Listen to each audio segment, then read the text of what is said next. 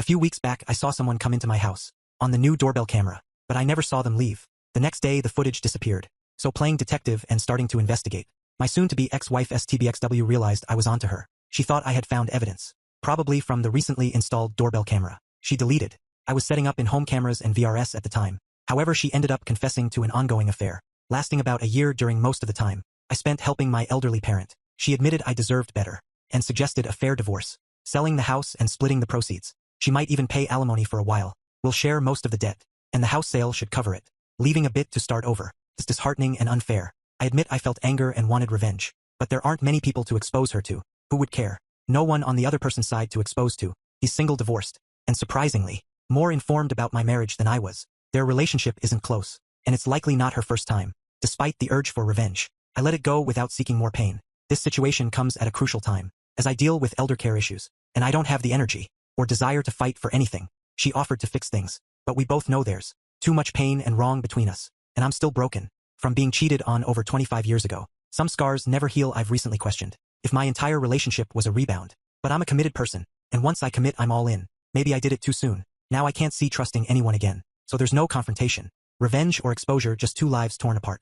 Now I have to rebuild myself without my pride and ego. It's another failure in a long list of them. Life as I knew it is over, and I'm just going through the motions to handle things. I don't want to go home, but I have to pack and prepare the house for sale. Then I need to find an apartment, and I don't even know where I want to live. It's all just lousy. I wasted more than half my life on someone. The only blessing is not having kids, since once the divorce is final, I won't have to be in contact with her, though that will take time. Every time I hear her voice, the pain resurfaces. My version of pain. Shopping is looking back at our pictures, and the otherwise good times we had. I can't figure out why I'm so stuck in the past morning, something I thought I was ready to move on from. I lie awake thinking about everything I did wrong, believing I was never good enough for anyone, and wondering why I deserve to be treated poorly. I reflect on how crappy my life is, and why I always seem to end up on the losing side. Now I'm old, broken, and feel like I don't deserve this crappy life. No hopes, no dreams, just alone in my thoughts. More thoughts from later last night. She hasn't even called or texted me since I left. I did tell her not to, and I meant it. She probably knew I did, but not a single sorry. Not a "are you okay?" Is she just sitting at home, watching a show like it's any other Tuesday? Or maybe not during the Christmas before last. We discussed how we ended up in a dead bedroom. I mentioned that about 15 years ago, we went through many premature births from IVF, and the experience scared me away from closeness. For a long time, I was terrified of accidentally getting her pregnant and losing the baby. It led both of us to seek mental health help, and we barely pulled out of deep depressions, with help in luck. Now things have worsened. After her confession of a year-long affair, I said something very hurtful about her, deserving to lose our kids. I might send her an apology text for that statement. Could saying my fears from over a year ago have triggered her to cheat on me? I only shared that with my therapist at the time, and we decided it wasn't the right time to discuss it with her. Maybe she blames me for our years of a dead bedroom. Maybe it's all my fault. Oh God, what have I done? After thinking it over, against my better judgment, I called. I knew she probably wouldn't pick up, so I left a voicemail apologizing for what I said. I admitted it was hurtful and not true. I acknowledged that it's over, and suggested we handle it like adults in our 50s, not like the 20-somethings we were when we met. I expressed hope that she finds what she needs, and left it at that. My wife called me last night. She appreciated my apology, and knew the things I had said were to try to hurt her. We didn't discuss much, except for her apologizing again and blah blah blah. I did tell her I would be coming home this weekend, and that I needed her not to be there. It was mostly civil, but I made it clear that I don't care where she goes. I suggested she stay with her boyfriend, since that's who she wanted anyway. She denied it, insisting she wants me back and that we can work it out. She asked for one chance, promising to do anything to make it up. I'll admit, I wanted nothing more than to go back in time, to any time other than the last year, that I would even go to the worst times in our lives, instead of now. But I stood firm this time and told her, I don't see any way we can be together now. It's been a year, and I can't imagine feeling the same for her. I only asked one question, how many times. She stayed quiet for a long time, but I refused to say anything. She asked if I really wanted to know, not wanting to hurt me more. I said I need to know. That's when she hurt me even more, revealing it was only a few times in the beginning. After about a month, it was almost every day when I was away, and some weekends when she claimed to be at the gym. For about 6 months in the last few months, it was about once or twice a week while I was away. It made me sick. I muted the call to let out some of that pain. So she was close to him, more times in a year than we have been in the past 15 years, hundreds of times, maybe even more than the beginning of our relationship. I wanted to ask more questions, but I was too hurt and ashamed. I wanted to know if he was better, bigger, and what they did, but I couldn't take anymore. I just said she should go to him this weekend, so I can be alone at home, and gather more of my important things. I don't even have a permanent place to take them. I've been awake, got a bottle of good scotch, and now I have to work and take care of my parent, while hungover as I thought we had agreed. I'm back at the house to gather some things. Thank goodness she's nowhere in sight. I'm gathering some documents. I forgot when I left last weekend, packing clothes and other things. It's going faster than I thought. I'm determined to keep moving. Before I get too down in the basement, packing up a few things is tough. But I want to keep moving. Faintly over the tunes, I hear water running in the pipes. It goes on for a while before I notice. I walk upstairs and hear the shower going. I'm stunned. I make coffee and decide it's better to go out to my car. I sit in the driveway considering driving away, but I just sit there stunned. I start writing a nasty text but decide against it, opting to wait for her to leave again. My new neighbor introduces himself as I stand outside having a smoke. I don't tell him anything but try to be cordial. As we part ways, the garage door opens and she's behind her car. Asking to speak to me, I stand. Through introductions from the neighbor and my wife, we go inside and I'm still dumbstruck. I ask why she's here. She explained. She can't check into the place. She's staying until later today and was at the gym. She thought I wouldn't mind showering and grabbing more things. She assumed she could come and go without a problem. Since she didn't see me around initially, I stand there, wondering who this person in front of me is. Luckily, after a brief and awkward apology on her part, and a suggestion for more counseling, I look her in the eye and say no. I tell her to leave. I have things to do, and she agreed to stay away. I say, this is what she caused, and go back to the basement. I sit here typing this, trying to control myself and my blood pressure. I just heard the garage door open and close, so thankfully she's gone now. I'm a bit of a mess, wanting to get back to packing, but my bourbon collection is staring me in the face. I already had one good belt earlier. I know if I have another this early, today will be even more of a bust. So here it goes. Sunday comes after another night without sleep, filled with packing and a lot of anguish. Everything was tough. The memories, pictures and items we had chosen together, our wedding album and other things, just stirred up more emotions I tried to control. Despite the difficulty, I persevered and focused on the things that mattered most to me. Unfortunately, one item brought me the most pain. The sealed urn containing our children's ashes. We had planned to combine our ashes and have a relative scatter them in the ocean, near our favorite beach when one or both of us passed. Well, that plan is off now. But here's the thing. I don't know if it's wrong that I want to keep it with me. I know I have to discuss this with her eventually, but I'm unsure how that conversation will go. I don't know if we can have it opened and split.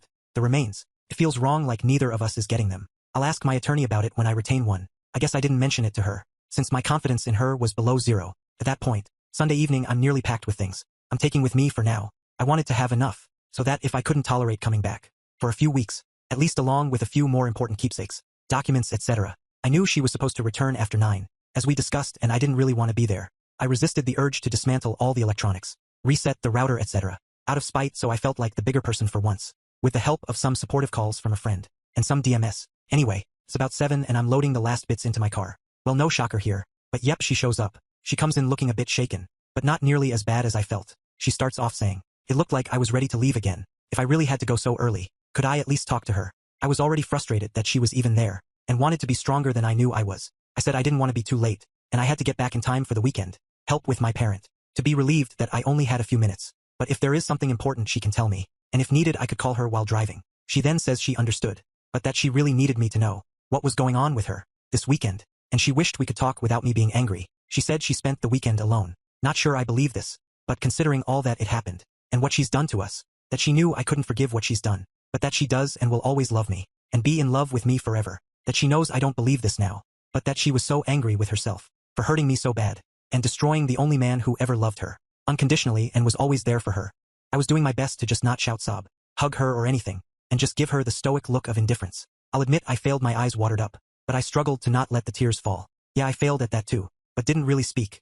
I figured I'd just listen and hope to still just leave after she said what she had to. I listened to her say many things and justifications, reasons why she thought she did this for so long, why she didn't stop herself, why even when she thought I knew, she thought I just didn't or wouldn't care, how she had thought I must have been cheating for so many years, how I never seemed to want her, how we had been just roommates, how she still knew I was the only man she wanted to spend the rest of her life with, how she wanted to come to me so many times and confess, but that she knew I would never be able to accept it, and her back if she told me what she did. At every turn, she repeatedly admitted it was entirely her fault, and not mine. She mentioned her intention to seek counseling, to understand why she engaged in such behavior. For an extended period, she claimed our life together had crumbled, because despite having everything she desired, she thought she could live the rest of our lives without closeness, a decision she said she had come to terms with. She even stated that I could be with other people if I desired, and it all seemed like typical behavior of someone who cheated. As I suspected, she eventually shared that during our conversation 2 Christmases ago, she became really upset when she learned I was afraid of closeness with her,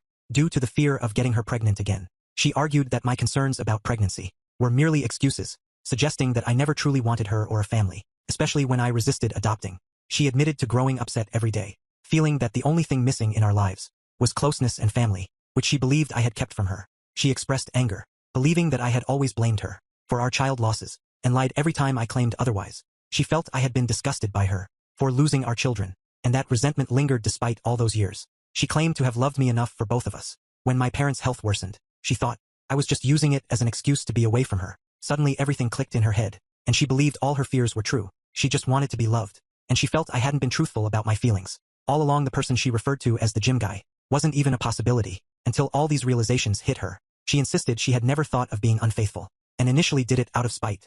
Afterward, she realized how much she missed closeness. Although she kept telling him it was only about closeness, she claimed she had no intention of leaving me, and didn't discuss me with him, though that seems doubtful now. Eventually, she admitted to growing a connection with him, telling him she hadn't felt like this in years, but it was nothing like what we shared. She reached the point where she insisted it was over, and hoped I could forgive her. She wanted us to talk again to find a way forward, even if we decided to split, asking for time before considering divorce. She argued that I had been dishonest for many years, and should give her the chance she believed she deserved. At this point, I'll confess I couldn't handle it anymore and exclaimed, "You deserve a chance after a year of cheating." I reminded her that when I shared my past fears, I had worked through them in therapy, and had never mentioned them again. To avoid this exact situation, I explained that, despite my efforts in recent years to reach out, be more engaged, romantic, and connected, she responded minimally. I revealed that opening up my deepest secret with her was intended to bring us closer, but instead, she used it against me to cheat and devastate my life. I admitted I felt so shattered that I considered ending things almost daily. While she admitted having similar thoughts, she claimed she couldn't do that to me. In frustration, I screamed at her, "But you can do this to me." For a year after calming down, I asserted that I could never be open and vulnerable to her or anyone else again. Knowing how she weaponized my fears, weaknesses, and honesty against me had forever changed me, although I had feared this was the catalyst. After reflecting on everything last week, about how and when it happened, according to her, I still wasn't sure I believed her claim that she hadn't done this before. I was already running, about 45 minutes late from my planned departure time. I knew I had to speed up on the highway, and my mind wasn't in the right place. After leaving, I mentioned that I would ponder what she said, and if I had more to discuss, to call her while on the road. However, during the drive, all I could do was blast loud music and cry in intense pain, realizing my thoughts about causing this were confirmed. It was an even more agonizing ride than the first one. After D-Day, in the end, I didn't call her. Now, in the sobering light of day, I question not only how I caused this, but also if there's even a slight chance she's seen my posts and is using them against me. To be honest, she isn't active on social media, and I doubt she uses Reddit at all. It was never on her phone, tablet, or in her App Store download history. I also reflect on how foolish I was to let my guard down with anyone, thinking there are things you should never share. If I had kept everything closed up, I wouldn't be in this situation. I consider this karma, since I was on the verge of leaving last fall anyway. I feel like I'm just moving on autopilot, and this incident proves I should maintain the facade of being a happy guy and never let my guard down again. Feels like I ruined everything I had. I'm still consulting with my attorney and trying to stay on the path, as I don't know how I can come back to her after this. The truth is she has reopened the wounds in my heart and torn away everything I was holding on to keep going. Sent via her work email, me informed X that I had hired someone to represent me in legal matters and requested information on who to connect them with. I advised X to seek counsel for the consequences of their actions. X expressed a desire to discuss the situation further and apologized, acknowledging that they couldn't imagine how I must feel. X recognized that they didn't deserve a chance for a conversation before any decisions were made, but suggested that time might help things calm down. X expressed understanding that my opinion of them was likely better than they deserved, and proposed discussing counseling and personal matters through text or a call outside of work email. I responded, letting X know that I would be occupied with work and peace move but would use their personal email for further communication. On this matter, X thanked me and asked me to consider their words. They expressed concern for my well-being, acknowledging the loneliness I might be experiencing, and inquired about P's well-being during the move. X sent their love to P and apologized once again, urging me to call soon. I just realized that P, my parent, is losing everything they own, their home of 50+ years and memories, since they're moving into a facility. How does a person with dementia feel being moved? How do they feel having to be reminded nearly every day, because they forgot, then going through the emotions of it all over again? I've been trying to be as gentle as possible, but we're sorting through things to see what they really want. After contemplating the exchange more, the mention of not sending Ish to work stuck with me. Initially I thought it made sense. Personal matters shouldn't mix with work email, but I'm pretty sure she must have been using her work phone for this. Her personal one is always clean, and I updated it for her new watch last Christmas. I guess I could have still missed it though. Off we go. Update. I found a better place to stay, temporarily with a friend who lives close to work, and I've moved in for the time being. While I thought about renting an apartment right away, this arrangement works well for the short term. Now on to the remaining events. I served her with divorce papers, but she responded contentiously through her attorney. Recently, I had to deal with a maintenance issue at my old home. Thankfully it wasn't too damaging, but significant enough to require quick handling. When I arrived to deal with it, fortunately I thought she wasn't around. I met with the contractor, handled the issue, and aimed to be out before she returned. Took several hours, but I managed to move things around and fix the problem. Of course, my luck couldn't be that good. Later that day I received a call from a doctor, saying she had been admitted to the hospital. I'm still her emergency contact and husband, so it wasn't a real surprise. Before I arrived, she had called an ambulance, thinking she was having a heart attack. It turned out to be a panic attack. But she told them she had constant self-breaking thoughts and was admitted for observation. She's been in there since. So I had to inform her boss about her medical leave. After talking to the doctor, I decided to go and see her. Her doctor said I could visit, but I needed to be non-confrontational. Since she was in a delicate state, I was conflicted about it, thinking it might be standard cheater script BS. Despite my feelings, I still care for her and don't want her to damage herself or struggle in the future. In the past, she has been in care for mental health due to unrelated issues, along with another chronic health problem. Throughout her life during that time, I was fully present, doing everything I could to help her. Also selfishly, I don't want this situation to impact her ability to handle our joint affairs. I discussed it with my friend, who said it's up to me what to do about visiting her. I also spoke with my attorney after the initial visits. They advised me to be cautious, not make promises, or say anything that could be used against me, etc. I knew before visiting, the cheaters often use the threat of self-damage as a manipulation tactic. However, given her history, I'm also aware that this might genuinely be a true and serious situation for her. I get it. I shouldn't let anything tied to her actions hinder my progress in moving forward with my life. But there's a part of me that feels the need to be there for her. It's frustrating to have these feelings, while still wishing none of this had happened. But it did. I feel like I've been firm with her. But seeing her in such a state might set me back. Before you criticize me, I can't just abandon her. It's not in my nature. She really has no one else. Her only real friend lives far away and is dealing with her own serious medical condition. So I informed her doctor that I would visit her in the hospital, and did so the following day. When I got there, she was a mess. I brought some things she might need, thinking she would likely be there for at least a few days. She was still sleeping when I arrived, hooked up to four and various monitors. None of them seemed related to mental health, but I figured maybe dehydration or something. But all I could think about was how I had seen her sleep so many times, looking beautiful and peaceful, the person I wanted. As I sat there watching her, she started to wake up, and all the feelings of anger and betrayal started to come back. But I held it together when she finally woke up. Surprised to see me, she begged me for a hug and forgiveness. I said I was there to make sure she was okay, expressing my worry. I made it clear that I wasn't there to talk about us. We were civil, but there were lots of tears on her side. We talked for a long time. Then she hit me with another bombshell. During her visit to the gynecologist for STD tests and a checkup, they found something still being assessed. Oh boy, I thought, here we go. This crazy situation where she caught an STD, and I was going to hear about it.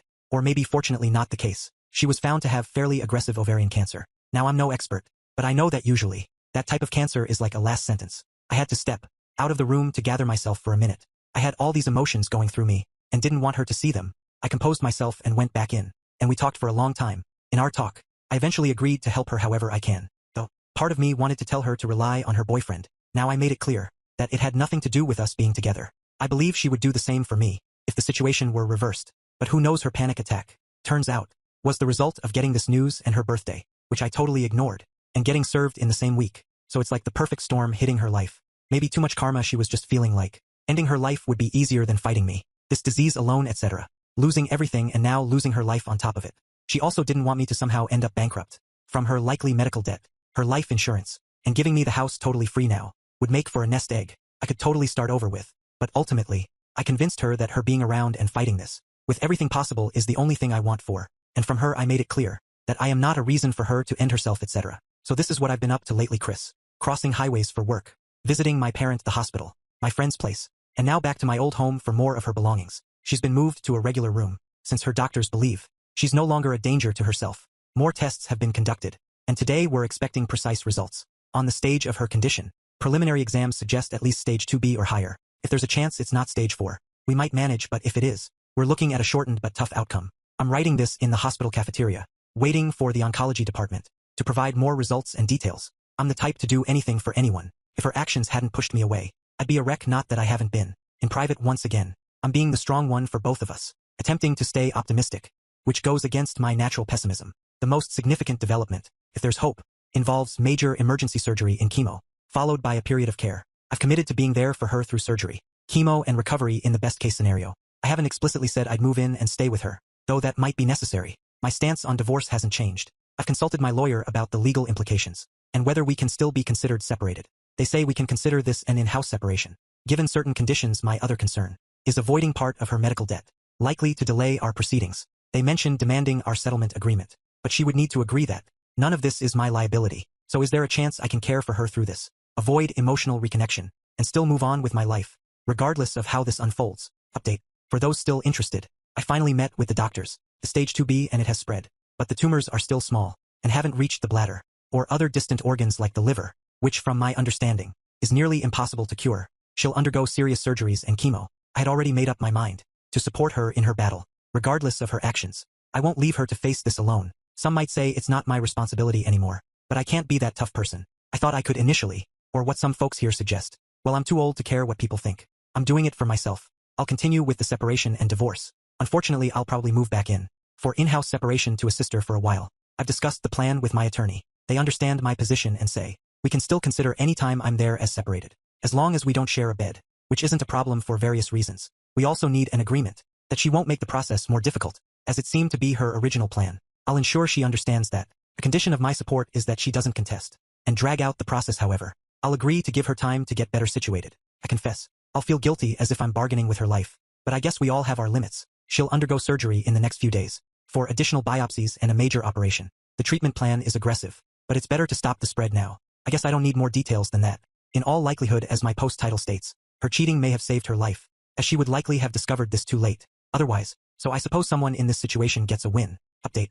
I've been in the hospital with my wife since yesterday morning, and it's been just as awful as everything else that's been happening. Firstly, she's in critical condition. During surgery, they had to stop due to uncontrollable blood pressure. The surgeon removed a significant amount of cancer, but not all of it. Further surgery is too risky at this point. Last night she had a seizure, causing additional damage and bleeding, leading to another surgery, despite it not being advised earlier to stop internal bleeding. She got out of that surgery earlier this morning, but has been in and out of consciousness. They're doing everything possible to prevent her from having a stroke.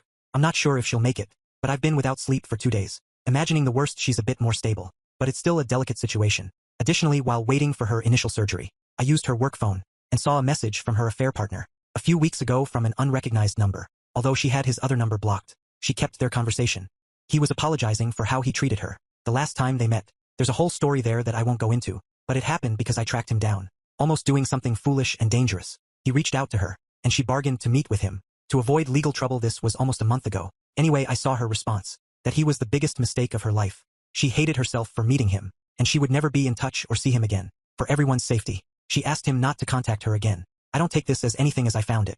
Not something she admitted to me, so I guess she still has her secrets. Although I went through everything, including her work emails and personal accounts, and looked back before last year, I found nothing suspicious before then. Again, it doesn't change my mind about divorce or helping her. Because I'm strandning. Since everything is messed up right now, whether she lives or dies, she may never know that I know this, and it only proves to me that she's still capable of lying to me. I don't even know if we'll ever have the chance to talk about it. At this point, it doesn't really matter. So either way, I may be done with my post since nothing else matters. If she's not alive, has some brain damage, or is in a worse state than expected, I'll still do what I can for her and hope for the best. But naturally, I expect the worst. The best I can hope for is to get some actual sleep before the weekend's update. Here's the latest update on my challenging situation. My wife's condition has been fluctuating, mostly for the worse. The medical team suspect she had a small stroke, but she's holding on and showing slight improvement. Over the weekend, while she's not out of the woods, doctors are a bit more hopeful. She's been conscious more, experiencing a lot of pain and on strong medications. They moved her from intensive care, and she'll likely go into rehab before returning home.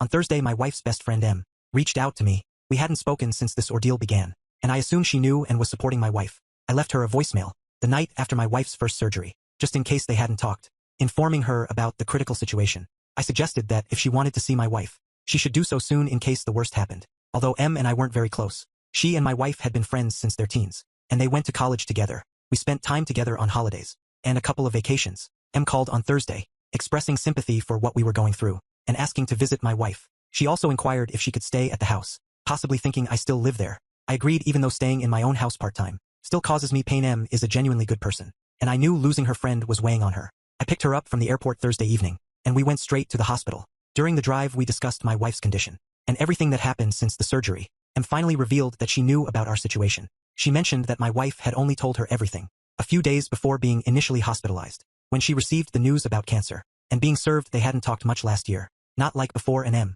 thought it was because my wife struggled with the news about M's own medical struggles, and was not good at potentially losing her best friend. The kicker was that M had shared her suspicions about her husband cheating with my wife. They were working through it, but M believed it was just emotional, thinking he had a crush on someone at work, but didn't pursue it. She advised my wife on how to handle the situation, marriage counseling, set boundaries, and demand the respect she deserved. M shared how they had argued a lot. When she told my wife, she wasn't sure they could still be friends. After knowing how deceitful my wife was to both her and me, M even cursed my wife out, saying she deserved the consequences in the divorce. This was surprising because M is not someone who usually curses. She's pretty religious and straight-laced. M mentioned that my wife had called her a few times, but she had ignored the calls, thinking I was trying to involve her more. When she heard my message, she knew she couldn't go without seeing my wife again, if the worst happened, and didn't want it to be their last words. So she called me to come visit. We spent a lot of time together this weekend. Not in any inappropriate way, but she shared more insights. After visiting WW, we talked almost every night until very late, and it was nice, because she never pressured me to stay together. After each visit she seemed more lenient. On her last night she surprised me by revealing that WW had asked her to discuss DNR, do not resuscitate, and other end-of-life matters with me. DW wasn't sure if in the worst-case scenario, I could take her off life support. If her condition worsened, she expressed a desire to end her life, to avoid more suffering, or living with severe disabilities. UW asked M to convince me to let her go. If the time came and I reached out, or couldn't cope with the outcome, I'm unsure about the legal circumstances. Other than being brain dead here, I plan to talk to her about this tonight, but I'm uncertain about what to say personally. I don't believe in keeping people alive, if they are suffering, and I might do the right thing, in the appropriate circumstance. However, I can't commit to anything beyond that, and I worry I might be influenced by my own desire to be done with this even in the right medical scenario. I think I would carry a lot of guilt forever. I'll also discuss this with my therapist, though my appointment isn't until later in the week. I asked her friend M if she would consider assuming medical power of attorney POA over my wife before she left, and she is thinking about it. I will also approach one of my close relatives, though they live far away, and I can't guarantee their involvement. I'm adamant about making only legal decisions. I briefly talked to my lawyer, and we have a meeting scheduled for tomorrow. However, tonight I will tell WW that I understand her wishes, but I can't agree to them at this time.